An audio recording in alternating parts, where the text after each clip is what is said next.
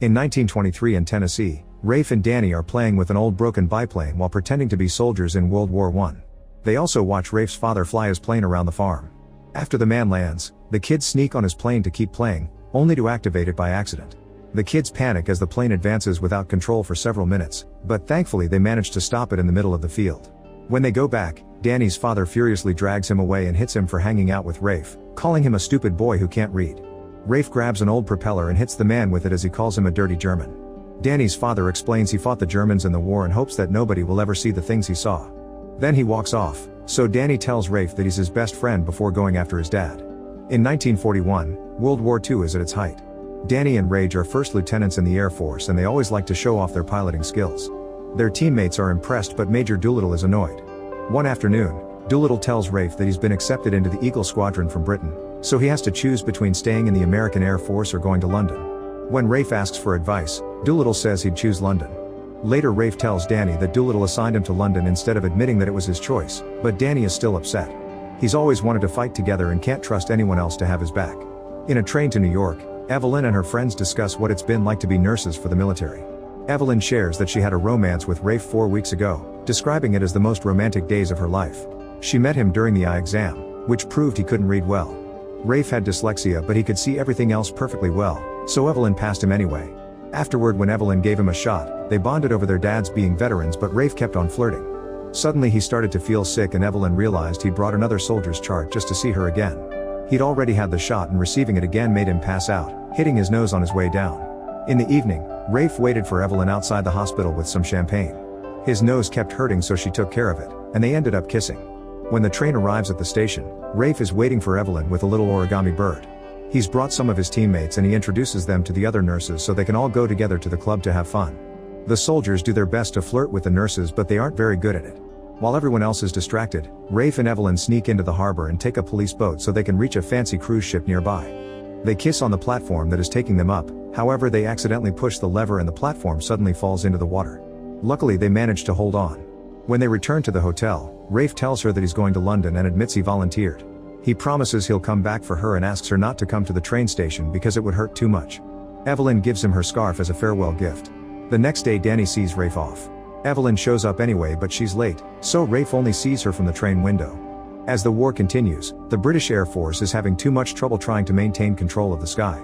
Rafe is assigned to a plane full of bullet holes and bloodstains from the previous pilot, who didn't die until he landed. In the USA, the president tells his team that they need to help Europe more to defeat the Nazis. In response to this, Japan plans to retaliate by destroying the American Pacific Fleet at Pearl Harbor. Evelyn's team of nurses and Danny's squadron are sent to Pearl Harbor, where pilots are decorating their planes with funny pictures. As weeks pass, Evelyn and Rafe always make sure to write letters to each other, sharing how their lives are doing. Rafe explains it's hard to make friends because men are dying every day in battle. At least he's proud of guiding his team well and not losing a fight so far. The USA keeps sending fleets to the Atlantic, and the admiral isn't very happy with all these strange tactics. Japan is secretly taking pictures of everything to keep track of their position and preparing torpedoes for a big attack. One day the London base activates its siren and Rafe's team rushes to get on their planes to engage in another battle. Their teamwork is impeccable and in just a few minutes they bring several enemy planes down. Unfortunately, an enemy surprises Rafe's plane from behind and manages to shoot it, causing an oil leak. As a fire begins, Rafe can't see anything and can't get out either because the canopy is stuck.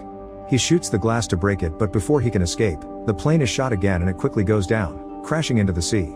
Meanwhile, Danny is watching a boxing match on one of the newly arrived Navy ships and even betting money on the results. All the soldiers are cheering for their favorite candidates and Danny is happy to see his fighter win. However, the fun is interrupted when he receives terrible news. Minutes later, Danny visits Evelyn to inform her that Rafe died in combat. They discuss how alone they feel without Rafe and Danny learns that his friend actually volunteered.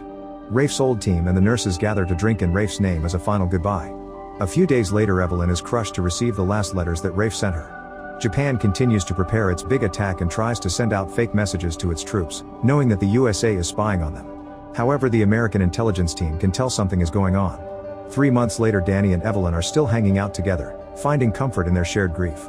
Evelyn forgets her handkerchief at the restaurant, so Danny goes to the nurse's house to return it. They agree to see each other more often, although Evelyn is unsure. The next day the other nurses tease her and assure her it's fine to move on. At home, Evelyn puts the letters and the origami bird away with a final goodbye.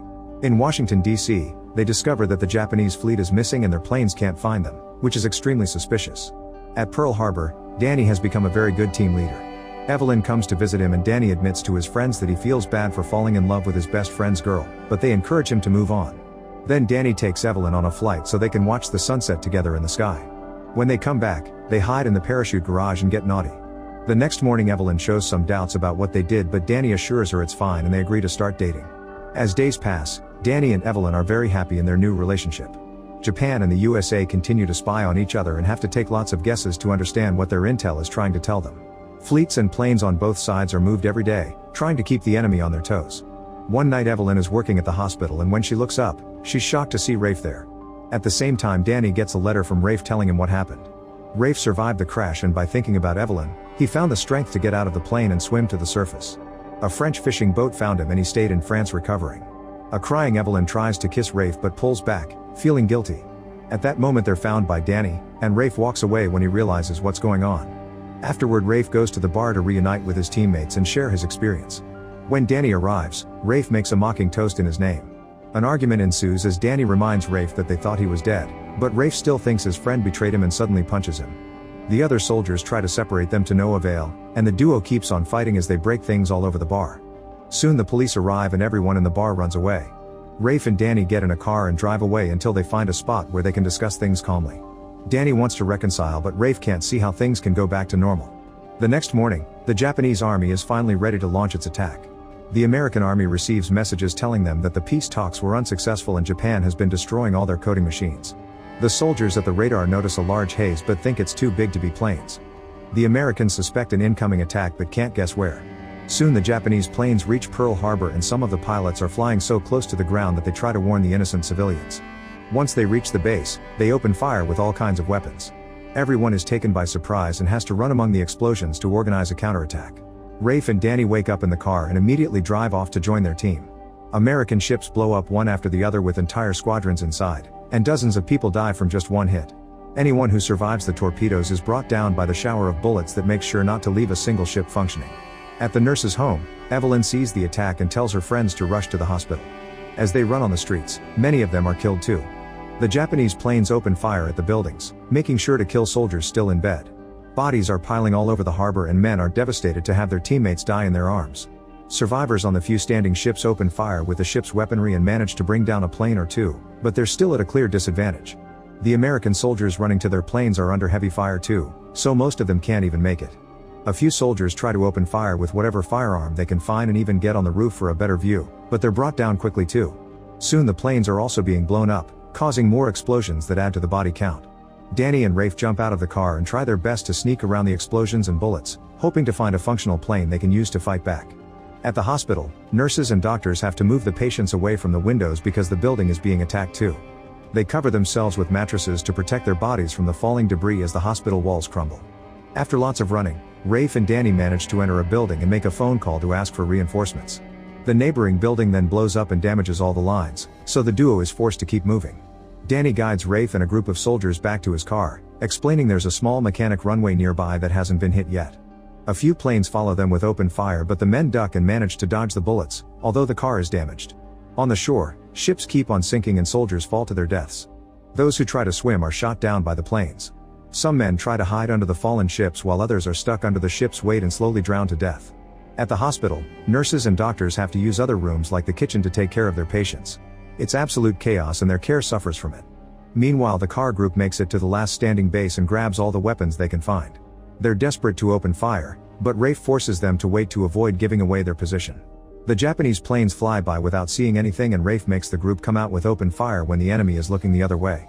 Japan immediately fires back, killing several of the soldiers. Danny is devastated to see a friend die and Rafe has to drag him out of the way. Once they have an opening, the group runs to get on the remaining planes, although Japan quickly catches on and blows up a few of them. Danny and Rafe take off together on the last two planes, agreeing to work together like the old times. They manage to reach the runway right before the enemy blows up the hangar. Using their old tactics and perfect teamwork, the duo flies around the base bringing as many Japanese planes as possible. The men on the ground provide backup fire, shooting down the planes that try to escape. Then the duo reaches the harbor, where Danny and Rafe's teamwork manages to defeat several Japanese planes. Since they don't have the element of surprise anymore, the enemy is forced to retreat. At the hospital, They don't have enough staff and resources to save everyone, so Evelyn is told to sort patients between those who can recover and those who are hopeless. Civilians are starting to arrive too, and the nurses are devastated to see the body of one of their own. Soon the rest of the troops go out in boats to search the waters and rescue survivors, but they mostly find bodies. Rafe and Danny stop at the hospital to donate blood, making the situation awkward around Evelyn. Then they join the rescue team that is moving an upside-down ship to try to save the few soldiers stuck inside. Unfortunately, the tools can't open a hole fast enough and the last men die. The next day the US president talks about the incident at a conference and officially declares a state of war against Japan. His advisors are nervous about his plans, but the president stands from his wheelchair to prove they can achieve anything. After a ceremony dedicated to all the fallen soldiers, Evelyn talks with Rafe in private and learns that he and Danny will work with Major Doolittle on a secret mission. Evelyn reveals she's pregnant with Danny's child and explains she'll give him her whole heart, but she'll also love Rafe her whole life. Later Evelyn goes to see the guys off and Rafe finally allows Danny to have his happiness. As they say goodbye, Evelyn promises Danny that she'll wait for him and won't leave him for Rafe. When the duo reunites with Doolittle, they learn they've been given a silver star and promoted to captain. Doolittle tells them the secret mission is extremely dangerous and they likely won't come back, but they still want to fight for their country. Later Rafe burns Evelyn's letters and tries to convince Danny not to take the mission, but since Danny doesn't know about the baby he refuses to quit. The secret mission team trains for months and is finally ready to act in 1942. Doolittle gives them an inspiring speech while mechanics remove heavy parts of the plane so they can fly faster. They do a few test drives and even Doolittle shows off his skills before they leave. The planes are transported on American ships and Doolittle explains that they'll be attacking Tokyo. It's a long flight, so in order to refuel, they'll be stopping in China, and Doolittle teaches them how to say "I'm American" in Chinese. Rafe and Danny are worried about their difference in numbers, but Doolittle assures them they have a plan. Back in the base, Evelyn asks a friend for a favor and he gets her to sit in the comms room so she can hear how Danny and Rafe are doing. Doolittle goes over the plan with his team and surprises everyone by announcing he'll fly too, which his higher-ups don't approve of. Unfortunately, the Japanese army detects their presence earlier than planned. At least Doolittle's intel men learn this by spying on Japan's communications, and the Americans can run to get ready. Since they can't stop in China, they don't have enough fuel for the whole battle, so they start removing as much weight from the planes as possible. Rafe and Danny shake hands and make each other promise they'll be careful. Thankfully the team is full of expert pilots and they manage to take off on the ship's short runways.